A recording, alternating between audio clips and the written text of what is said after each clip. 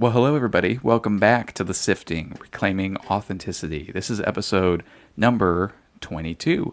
Thanks for joining us today. As always, I'm Jonah. I'm here with my beautiful and wonderful wife, Lindsay. Hello. Lindsay, how's your day today going? Fine. Yeah. Slow. Cold. Kind of slow, kind of cold. It's really weird. We've sort of had this wave of, I don't want to say it's like a heat wave, but the other day at work, I went outside on my lunch and it was 60 degrees and sunny. And I felt pretty uncomfortable in my hoodie. And now all of a sudden it is like 30 degrees outside and it's supposed to snow in a couple of days. So we were getting lucky with the weather in January for a little bit, and now it seems like it's going back to the barren, cold wasteland that it has a reputation to be. So It's Ohio. yeah, It's being Ohio. yeah, exactly. I'm so dumb. I'm using phrases like barren wasteland all the time, and just trying to make January seem more poetic than it actually is. So thank you, Lindsay. She's fixing my mic. There we go. Anyway, thank you guys for joining. Like we said, this is episode number 22. Here on this podcast, if it's your first time listening, this is just a discussion-based podcast. Me and Lindsay, we choose a topic. We dive into it. We talk about it. We try to tackle it from a couple different angles. And our prayer is that, in this hour that we're here talking about this and discussing this, that the Spirit would speak to you, that He would move on your life. And today's subject in particular, we really think and we really hope and pray is going to be very liberating for a lot of people, because today's episode is about quiet Christianity. Quiet Christianity. And we're going to get into what we mean by that. But essentially, me and Lindsay have had this topic on our minds for quite some time now. There's an article that we're going to jump into, and I want to reference a lot of it and read a lot from it because it's a really excellent article, and I think it's really relevant to the topic we're talking about today. And I hope and pray that it, like we said, liberates people, and it makes people who feel like they're more quiet, who feel like they're more introverted, feel just as confident about the way God made them as people who are more extroverted do. So we're going to get into that here in a couple minutes. Have we done anything fun the last couple weeks? We saw the Blue Man Group. We saw the Blue Man Group, right, last week. So my mom, shout out to my mom. She's wonderful. She's awesome. Funny enough, she got us tickets for 2 different shows prior to the one we went to, and both of those shows ended up getting canceled. One due to sickness, the other due to a snowstorm. So third time was the charm, and we went to the Blue Man Group in Dayton on this past Sunday, and it was fantastic. It was wonderful. I love the Blue Man Group. This was my first time ever seeing them live, and I have no experience with the Blue Man Group. I had no idea what I had just seen what I should expect. I had just seen videos on YouTube and like different clips and stuff like that. Like I knew they played drums on like these big pipes, and that was just about the extent of my knowledge of them. So, did you know anything about Blue Man Group going into it? They're blue. You knew that they're blue, but you more so went into it not knowing what to expect. Yeah. So, and you enjoyed what it was about. I didn't know it would be like funny. It's so cool because I remember years ago, I think I was in high school or something, and I saw the Drumbone skit, which is Blue Man Group has done that skit for probably 20 plus years now. And I remember seeing that and really thinking it was cool, thinking it was great. And then that's about all I've seen of them. So when we went to the show, I didn't expect that there was going to be different like skits that they do, and every skit is telling a story. And the way that they go about telling the story, they use music, technology. One of them was like they all had like VR headsets on and pretending to be on like a roller coaster. Another one, they were using loop tracks to using loop tracks and voices of certain people in the audience to make a song and to make a loop, which was really really creative and it was really cool. So it's just awesome. It's quite a show. It's a spectacle, really, just the way they use lights and the way they use paint and all of these different pipes and this software and technology. It is super super cool. And to top it all off, they're blue, which just makes it all wonderful. I would not want to have to clean up the stage after their performance. Yeah, there was not only was there just like paint all over the place, but there were all these torn up pieces of paper because they gave everybody in the audience a piece of paper, and we're all sitting there wondering like what's the use of the paper because it's almost like a bingo sheet, and there was no purpose. You just tore it up and you threw it up in the air like confetti. Like confetti. And real confetti and streamers and ping pong balls. And Yeah. And they had this stuff was the theater was covered in this stuff. So I wouldn't have liked to be the cleanup crew that day. That would have been very very infuriating to making sure that your theater is spotless and there's not like a rogue ping pong ball somewhere.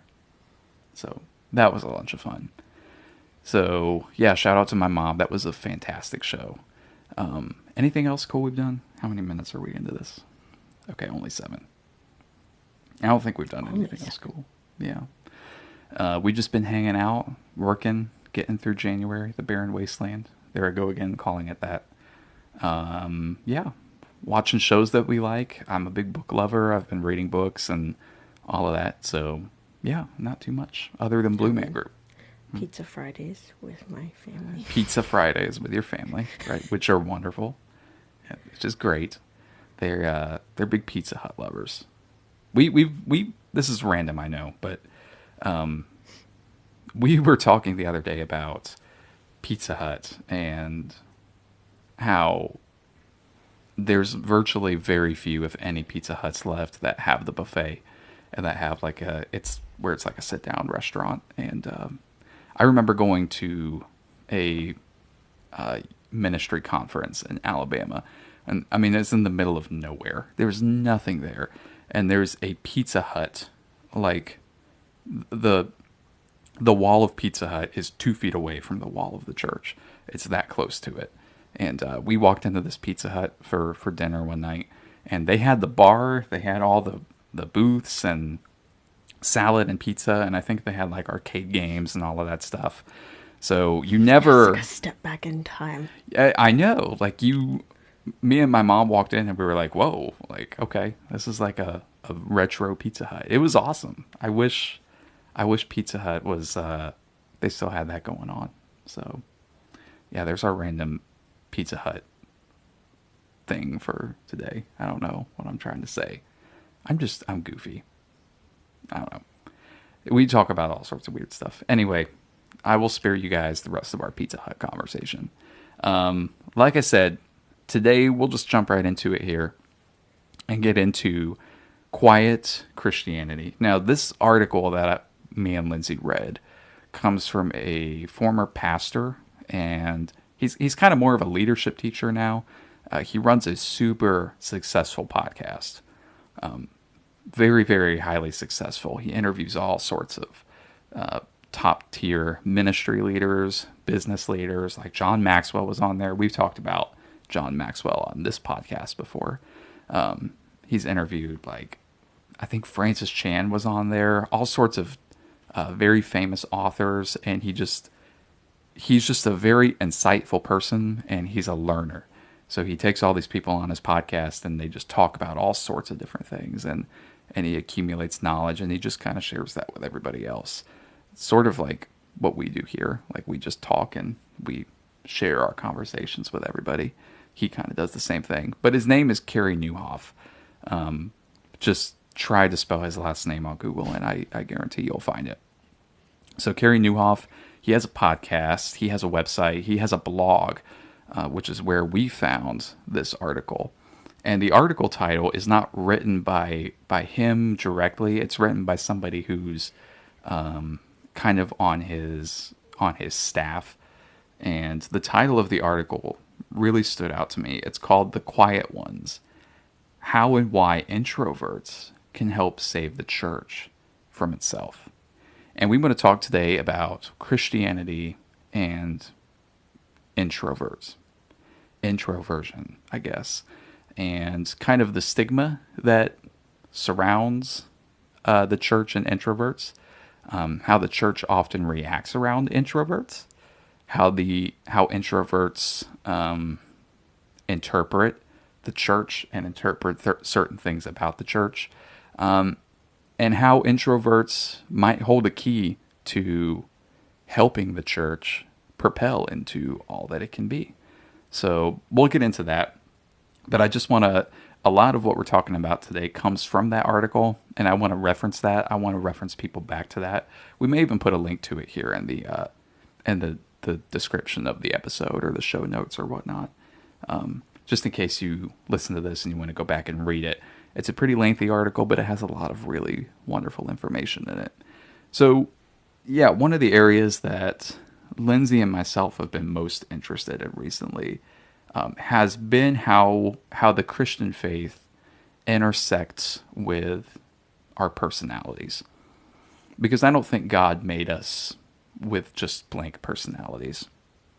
And I don't think when we get saved, there's this whole notion of like, when you get saved, you have to, quote unquote, die to yourself, quote unquote, take up your cross and follow Jesus. And I think sometimes we interpret that to mean we have to crucify our personalities, that we have to crucify what makes us human, that we have to crucify the unique parts of us that God made.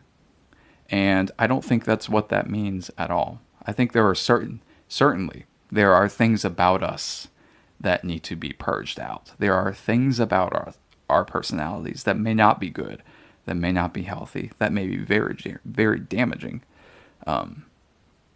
that certainly Christ is calling us to take up the cross and follow him in that regard. But I think our personalities in general are given by God. I think they have been carefully crafted by God. The psalmist wrote, and he said that the Lord knit us together in our mother's womb, that he created us. We are fearfully, wonderfully made. And I believe that that's true about every single person alive today, that God has created them in a very unique, very loving image.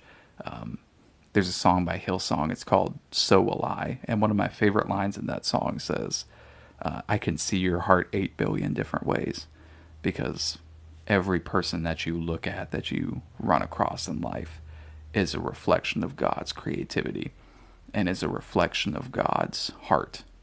And in some way, they're a part of him.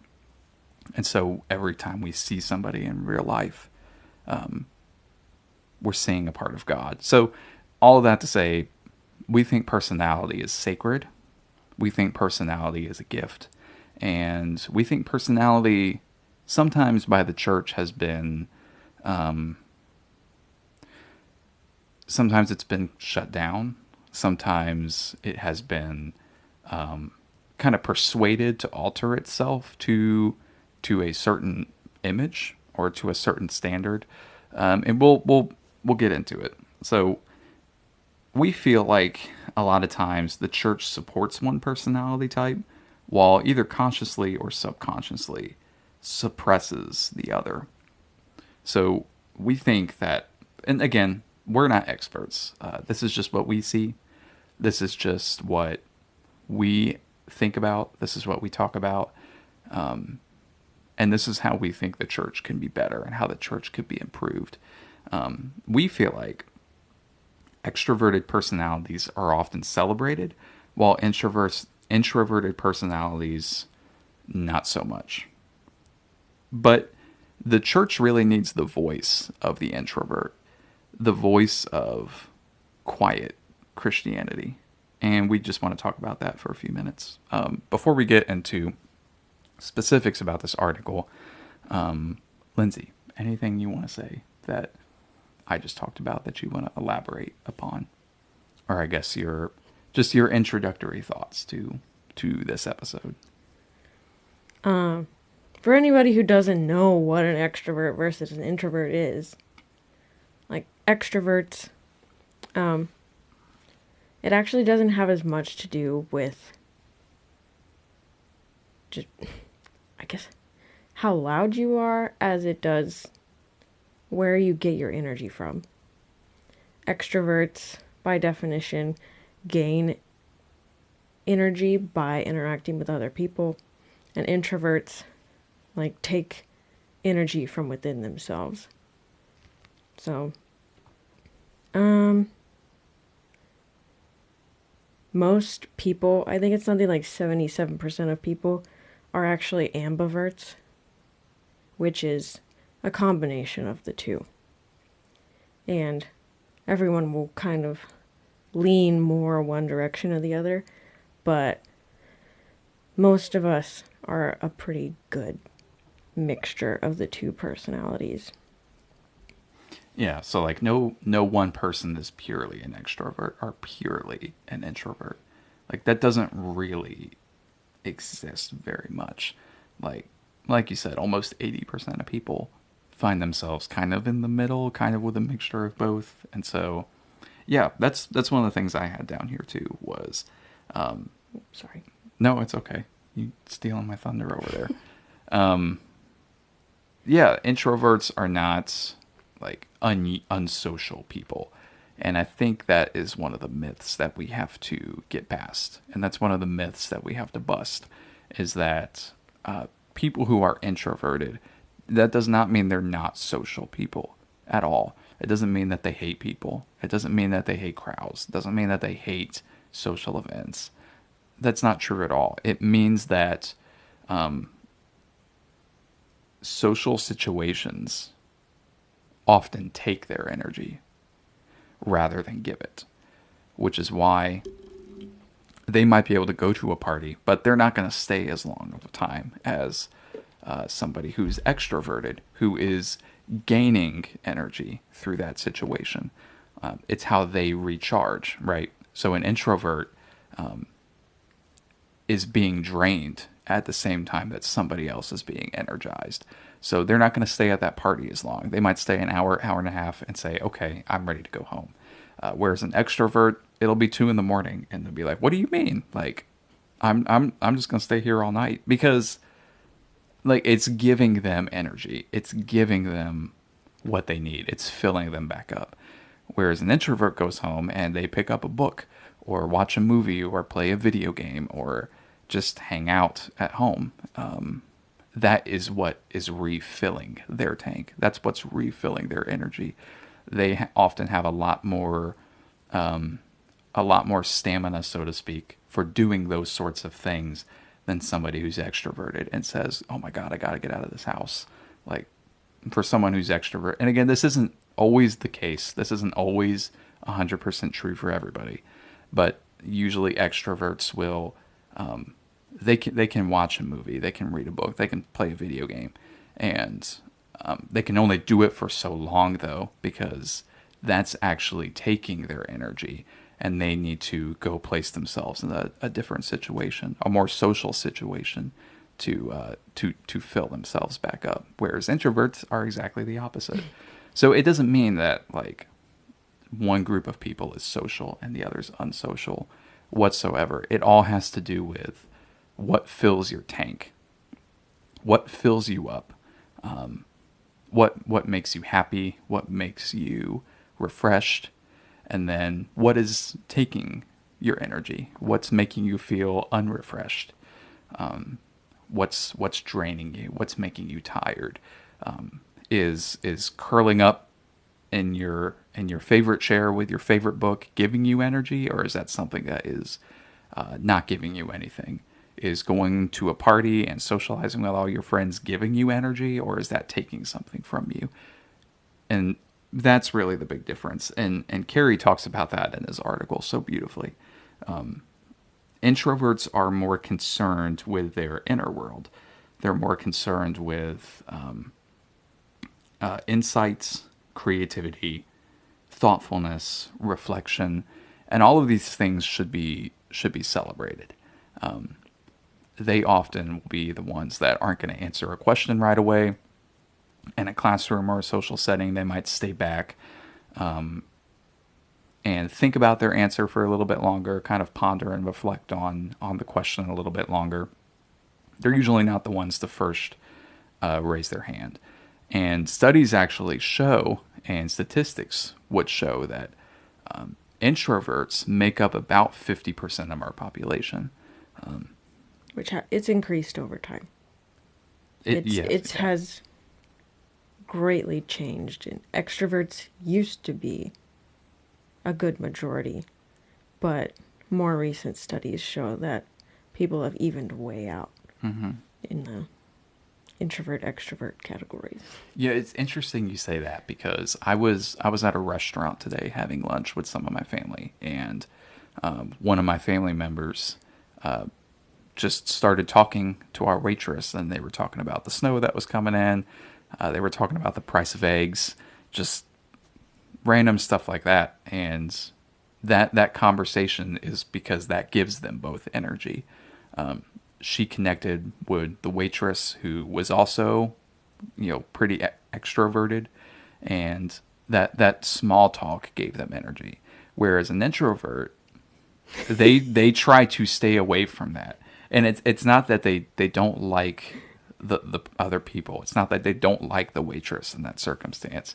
It's that them getting into small talk is going to drain their energy, and I mean that's one of the last things when you go out to eat and you're just trying to enjoy a meal, like you're not as inclined to do something that's going to drain your energy. So Getting your hair cut, you're like, are they going to talk to me? that's me. That's me. And it's not that I don't like it's not that I don't like them. It's that it just drains me to have to do that. And sometimes, there's nothing you can do, and you just have to walk out of your comfort zone, and you'll survive. You'll be okay. I promise everything will be okay. And go ahead. And this whole conversation is coming from two people who I think we are pretty pure ambiverts. I think we run the middle road. Yeah. Because we like time by ourselves and quiet and reading articles, but we also like going out to see people, and sure. We have neither of us have any real problem if somebody hands us a microphone. Like we're pretty, I mean, we don't have any issues doing whatever we do on a stage. Yeah. I think we lean more towards being introverts, but we're I think you lean more a little introverted than I do. Like I do? Yeah. Yeah, I think so too. Yeah. Which would surprise a lot of people. So like if one end is introvert, one end is extrovert, and the middle is it ambivert? Ambivert, yeah. Ambivert. Ambivert? I was afraid of messing that up and sounding dumb. We're like you're like here and I'm probably here. So we're both in the middle of introverts and ambivert, but you're closer to ambivert and I'm closer to the introvert side. So that's kind of where we are on the scale.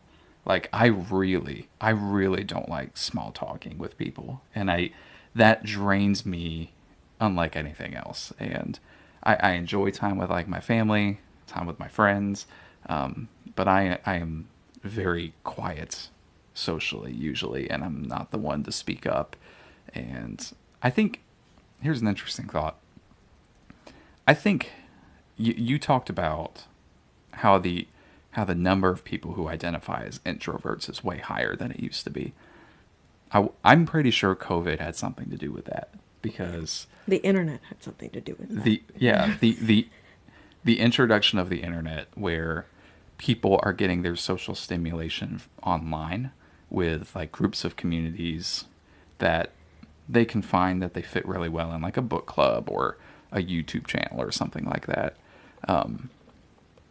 That is kind of providing that outlet for people. And then when COVID happened and we were all forced to be introverts by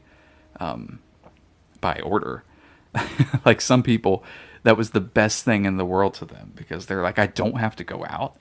You're telling me that like I can say no to an event and no to an outing and like be completely justified in it. And then some people are like grinding their teeth and pulling their hair out because they're like, what do you mean I have to stay home? Like going out is what gives me life. Like being in social circumstances is what, you know, what gives me energy. And so that kind of force inward, we were all forced to stay home, I think really had a deep effect on a lot of people. And this has actually been shown in studies and interviews and such, is that there's a lot of people that as they were staying home during COVID, they kind of rediscovered their love for staying at home and their love for just being at home, connecting with family. A lot of people working in like ministry and preaching and evangelism and such really dialed back their schedules so they could have more time at home, whereas they might have been just traveling nonstop and speaking or leading nonstop. A lot of them kind of pulled back on that and put some limitations on their schedule. That way they could stay at home more often. And so I think those two things have contributed a lot to people feeling more introverted than ever before. So like if it's 50-50 after the internet and after COVID, it's probably more like, probably instead of 50%, maybe closer to like 65 to 70% would maybe identify with introverts. I don't know. The study I saw was from 2022. Was it? That had Okay. about half and half. Yeah. Okay. I guess that makes sense. Yeah. But yeah, there seems to be kind of a half and half split. So when you look at that from like a church perspective, roughly half of every church that you walk into consists of people that are actually having their energy drained by being there and by being in the service. Whereas I wouldn't say as being in the service as Okay. much as it's interpersonal interaction that drains people. oh, true. Not, Yeah. Yeah, I get what you mean. yeah. Maybe just like being in a crowd and being just in general around people and whatnot. Yeah. I don't know. Maybe. Like we just said, I'm a little more extroverted than you. So Yeah. So it doesn't bother me. Yeah, so- but might you? Yeah, so it makes sense for you to interpret that situation a little bit differently than I would. Okay. Yeah. And I There just you go. did that. There you go. There's a example of what you were talking about. Oh, where are we at? I got off on a tangent here. Where am I at here? Okay, here. The church, in large part, although not entirely, feels as if there is a big leaning towards extroverted personalities.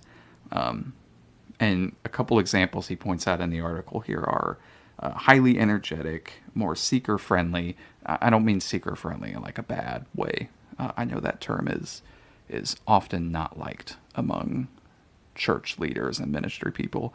I'm not talking about seeker-friendly in a bad way. They're more exuberant. They tend to be more exciting.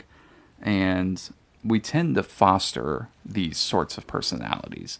We tend to put people up front, put people on a camera, put people on a microphone that are matching the personality that the church is giving off. So, and I completely understand why that is, because you want church to be exciting and you want it to be a place that feels worthwhile to come to. And if people are going to leave their cozy warm bed on a Sunday morning to come to your church service, you want them to feel like they are spending their time wisely, that they're in a place that is exciting, a place that's refreshing, rejuvenating, where there's plenty of action going on, and it feels worthwhile. So, in that manner, like I think we both understand that. But there is a sense that we tend in our fostering of those certain extroverted personalities to put them up front and to celebrate them. We often can disregard and discourage the other 50% of the church that doesn't really fit into that. So when an extrovert, let me just give you an example. When an extroverted person gets on a camera, and they post a video of their church to social media, and they're saying, "Hey, be here at the pancake breakfast at 6 a.m. It's going to be great. There's going to be live music. There's going to be pancakes. There's going to be bacon. Like there's going to be all the syrup to your heart's desire." And they're just going on and on about how wonderful that is. That's great and that's exciting. And sure, you want people to come to that, but for the people that don't have that sort of personality match, it does sort of feel like you're on the outside looking in. And it sort of feels like maybe there's something wrong with me because I'm not over the moon excited about getting up at 5:30 to go to a pancake breakfast at church. And do you know what I mean? Like, does a pancake breakfast is a bad example. More like I don't know, a service or whatever. But it does tend to feel like introverts are on the outside looking in. And I think the church could do a much better job with making them feel welcome. I don't know. What do you think? I wasn't expecting that. I don't have any current thoughts. Okay, that's okay. Well, I'm gathering my thoughts. I was out of thoughts too, which is why I turned to you. Okay. Well, If you don't have anything, we can move on. I am blank right now. It's okay. It's all right. We'll keep going. So Carey says in the article, and I'm directly quoting him here. He says, quote, "Even the programming of most church services appear designed to minimize or eliminate opportunities for thoughtful contemplation, reflection, or lament to propel the participant toward the next moment in the service," end quote. And I think that's a really great insight. So we tend to, I've heard this said before, that you don't want any downtime during the service. You don't want there to be any quiet time. That something's got to be happening at every moment, or else people, shocker, might get bored. People might be bored. They might have to sit for a second and think and sit quietly and wait for a moment. And God forbid that we ask people to do that, because it has to be a constant stream of excitement the entire time. And it's like, as somebody that leans towards being an introvert, I'm like, why? Like, why does that have to be like that? Because I see lots of great value in stopping and contemplating and stopping and thinking about what's happened. Some of my favorite church services that I've ever been to are when the service slows down a lot and it becomes very contemplative and reflective, and there's a time of prayer, and there's a time given to sit and think, and reflect and contemplate. I know I'm using those words a lot, but I don't have a lot of other synonyms for those words right now. Those moments are highly, highly valuable, and those moments are often the ones that change people. It's the space that people are able to feel the presence of God when there's not all this noise and all this commotion getting in the way. When it's silent and when it's quiet, people are able to connect with God. So that's nutmeg, if you can hear it. So I tend to think that those moments are extremely valuable. And Carrie is talking here about how either we do it on purpose or we don't. We try to eliminate that from our church services. And for an introvert who might be looking forward to that, it can be a little bit disappointing. Another quote here from the article. This is not from Carrie. He's quoting Eugene Peterson, who is an author who tends to appeal to a lot more monastic view of Christianity. Peterson writes, and he says, there is a great market for religious experience in our world. There is little enthusiasm for the patient acquisition of virtue, little inclination to sign up for a long apprenticeship in what earlier generations of Christians called holiness. Religion in our time is captured by the tourist mindset. And I love this quote from Eugene Peterson because he's talking about how kind of our lack of silence, how kind of our lack of quiet time in our services. Really, in that time, something's being stolen and something is being forgotten. And there's much enthusiasm for the production of the service. There's much enthusiasm for the excitement of the service. But what he's saying is there's not a lot of enthusiasm for the formation of virtue and for the formation of apprenticeship and discipleship. And I tend to think of it like this. When people come to church, they're not looking for a production. They're not looking for a show. If they want a show, they'll go see Blue Man Group, right? If they're looking for a show, they'll go see that. But when people come to church, they're looking for something that is going to give them purpose. They're looking for something that's going to give them direction in their life. They're looking for something that's going to give them answers about why they're here, why they're doing the things that they're doing, and how they can connect with God. That's why people are coming to church. And I feel like when we give them a production, when we give them a show, we're not giving them what they came to see. We're trying to hide the purpose within the show. And I feel like that's okay to an extent, but I've heard it said over and over again that church shouldn't be a show, that church shouldn't be just some production. It should be an encounter and a life-altering moment with God, and I think that's beautifully stated. I've talked for a long time now. What do you think? I think there are two kind of big categories within the church where whether we mean to do it or not,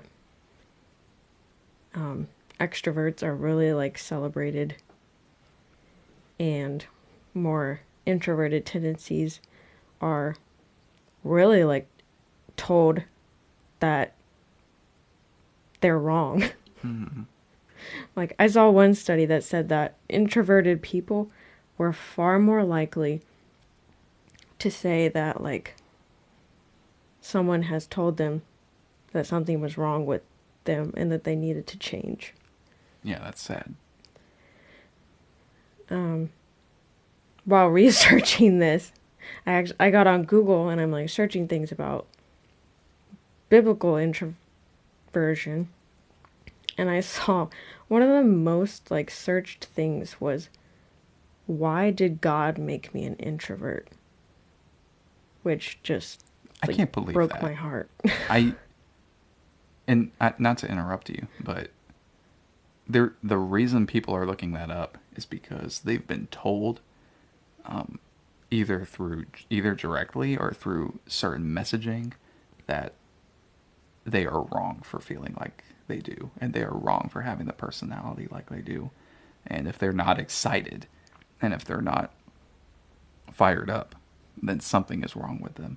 And that's like such a heartbreaking thing to see, because I can envision the 16-year-old kid who is looking that up on Google and doesn't know anything better because all his youth group talks about is being on fire for Jesus. And he loves Jesus and he loves the Bible and he loves coming to church, but he's not fired up like everybody else, so he wonders something must be horribly wrong with me. And like I can see the adult looking that up and saying, what's wrong with me? Am I just too jaded? Am I just too cut off from this? Do I have my guard up too much from it? I it's a weird thing to say, but I can see like the people looking that up on the other side and wondering what's wrong with them. Anyway, continue. But I think kind of two categories in the church where introverts are especially like kind of stifled and looked down upon are worship and leadership. Mm-hmm. And we've talked about it a little in the what is worship episode. All the way back Yeah. near the beginning. Yeah.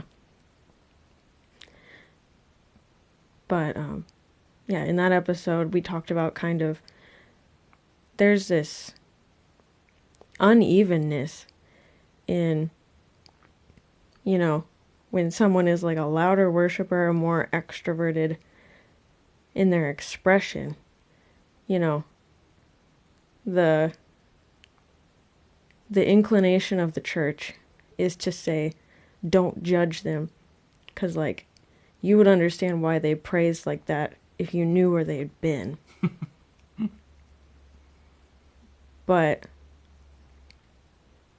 someone who is a quieter worshiper, more meditative and prayerful in their worship time, that same person would say that they haven't found the fullness of Jesus, or they would worship him better. Mm-hmm. Yeah. Yeah, this is the reason we're talking about it today is because this is something that really permeates the life of the church, we think. And sorry, I had something in my throat. I really have a heart as somebody who's more introverted to let people know that it's okay to be introverted and it's okay to be thoughtful and it's okay to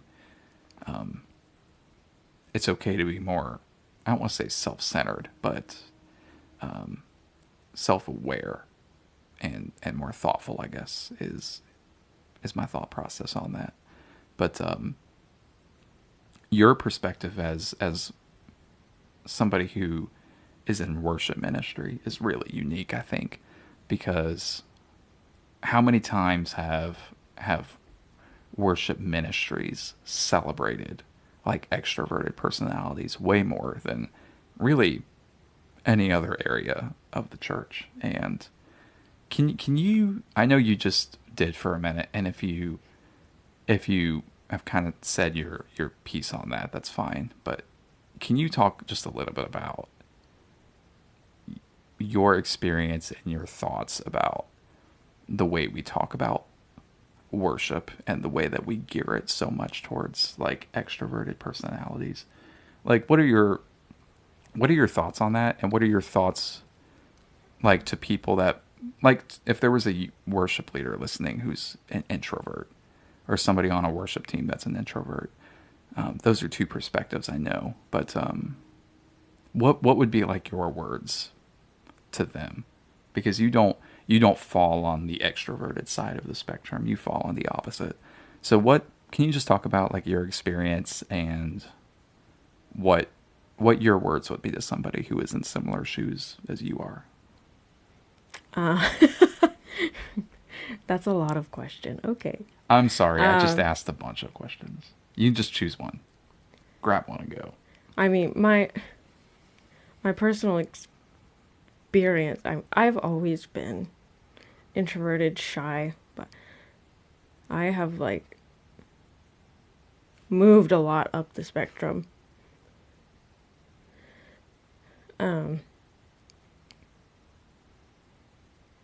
And I think always looking for the personalities that are the most exciting to be your spiritual leaders is a mistake. Like, we we don't have any problem with extroverted people. We No, that's not what we're trying to give off. Yeah, they're not bad leaders by any means. Um, but because they are just, you know, the saying, the squeaky wheel gets the grease. Louder people get the attention that they need and the opportunities to develop as leaders. And I mean, I have lived that in my experience, that like the call that I feel on my life doesn't seem like it's loud enough to get the attention I need sometimes from leaders that I want to learn from. Like, introvert on average is always gonna feel like the second banana. Yeah. The brown one. The Right. brown. The brown banana. Uh, I'm sorry, I'm being goofy. but like I said, I think always having an extroverted leader is a mistake, because weeding out your introverts really like weeds the depth out. Introverts by nature are better at meditation, prayer, really like digging in and pulling out the deep things from the word and the spirit. And I think we're in a place today where the world sees the church as so shallow, because it is. Yeah. We haven't given any attention to the people who have pulled back, dug in, and looked for those new deep things. And I think that's been really detrimental to worship ministry also. Is that, you have a lot of extroverted leaders who exhort to their congregations every week, and they're saying the same thing. There's no real depth anymore to what the worship leader has to say to their congregation, because due to their extroversion, they don't think on things as long. They get bored more easily. They can't concentrate. And yeah, I mean, it's a real detriment to all parts of the church to cut out any personality type. Wow, that's fascinating. You kind of helped me to see from some angles that I haven't seen before. So I wanted you to talk about that, because I know it's such an extrovert saturated area of ministry, that as someone who is not falling into that box, I wanted to see your perspectives on it. And I think it's really wonderful what you said when you say the outside world, the unchurched world, sees the church as incredibly shallow. And it's because the church is operating usually at 50%. Like that's an F. 50% is an F. Like, the church is only operating at 50% because the other 50% don't have a voice, and they're not the ones who get the mics, and they're not the ones who get to lead, and they're not the ones that get to. And there are I'm not saying this is like this everywhere by any means, but I'm just trying to look at it from like an unchurched perspective. So I can look in and see like, oh, well, yeah, no wonder so many people don't like the church. It's an organization that gives 50% usually. Like, doesn't give 100%, much less 110%. You know what I mean? Mm-hmm. Yeah, it's operating at 50%. If the church were to operate at 100%, imagine how different the unchurched world would feel about the church. I don't know. Just a thought. They might look to the church a lot more, and they might have a great deal of respect for the church, even if they don't become converted to Christianity, so to speak. Um, If exuberance was backed by depth and intelligence, like how much yeah, yeah. more powerful could it be? And there are like ministries and individuals who do this incredibly well. And it's really, really wonderful and it's really powerful to see that. Um, just one last note from Carrie here in this article. He says, if we're not careful, we can subtly or not so subtly paint the picture that an authentic Jesus follower is relentlessly optimistic, tirelessly energetic, emotionally expressive, and magnetically sociable. So if somebody is not always optimistic, if somebody happens to run out of energy, if somebody happens to not express their emotions as much or not be the most social person, then there's obviously something wrong with their relationship with God. And it's not the case at all. But sometimes that's the image that is portrayed to the world. And the church, I'll just be honest, the church has to be way better at this because the witness of the church will always suffer as a result of shutting down these people. Shutting down people who are more introverted. It will continue to suffer if the church operates at 50% continually. So I kind of want to end it on a really positive note. To people that feel introverted, to people that would say that they're introverts, um, I want you to feel heard. I want you to feel I want you to feel valued. I want your voice and your thoughts to feel so valuable to the church because we need you. The church needs your voice. That thoughtful insight that you have, that mindfulness that you have, that calmness and the listening ear that you have. The church so desperately needs what you have, and they need what's in you. And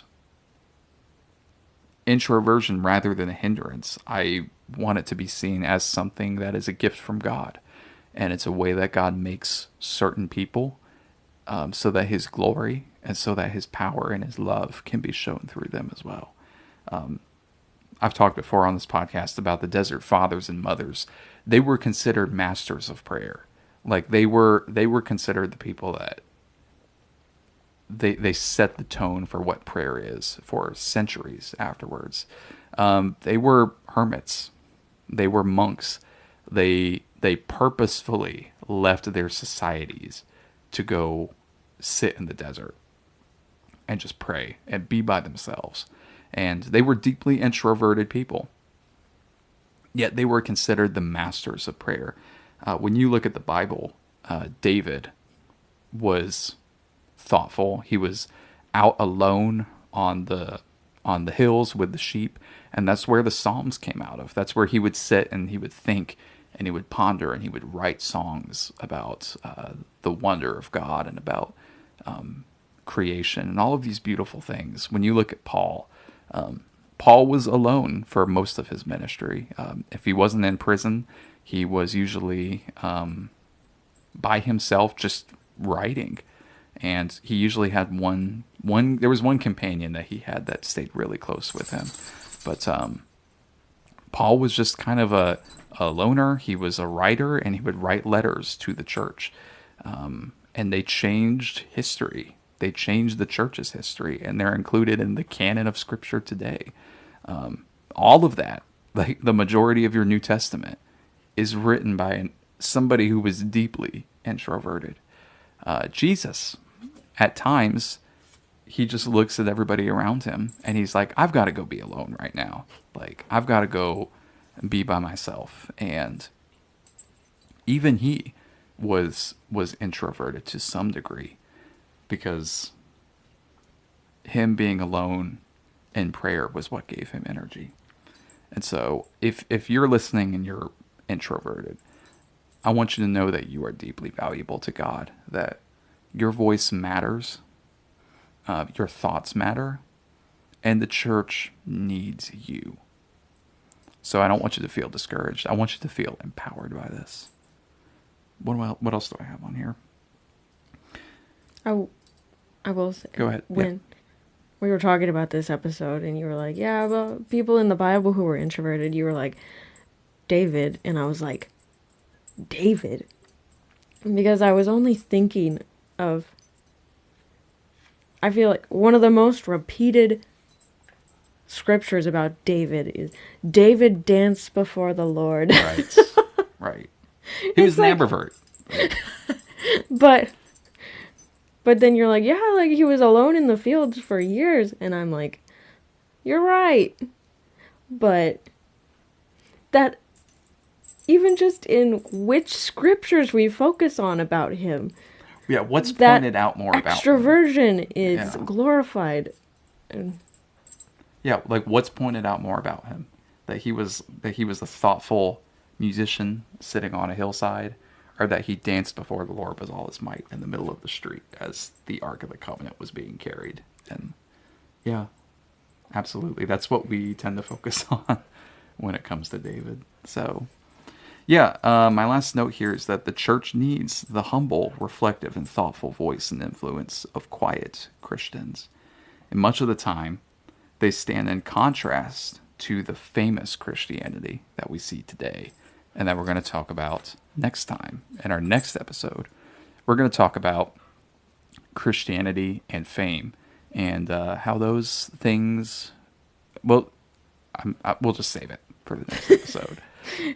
How those things are chemically interacting in our how those things in our world. Yeah, how those things are interacting right now, and just how we might be able to think in a more healthy way about that. So yeah, quiet Christians, we need you. We all need you. Let's pray. Lord, we thank you for this time together today. I pray for every person listening to this. I pray that whether they're introverted or whether they're extroverted, that they feel valuable, that they feel necessary, and that they feel confident in who you made them to be. Lord, we love you and we thank you. We pray for every person listening. Move in their lives, move in their hearts. You know what is needed. You know what they're going through right now. And I just pray that you would bless them. I pray that you would provide for them. And I pray that they would be able to see you in all things. In Jesus' name we pray. Amen. Guys, thank you so much for listening today. We'll be back in a couple of weeks to talk about famous Christianity. Again, my name's Jonah. Thank you for listening. I'm with my wife, Lindsay, and our dog, Nutmeg. Desperate for attention. She's absolutely desperate for attention right now. So we're going to go cuddle her. We're going to turn off the camera and wrestle with Nutmeg. So, guys, have a great couple weeks. Thank you for listening. We'll see you in a little while.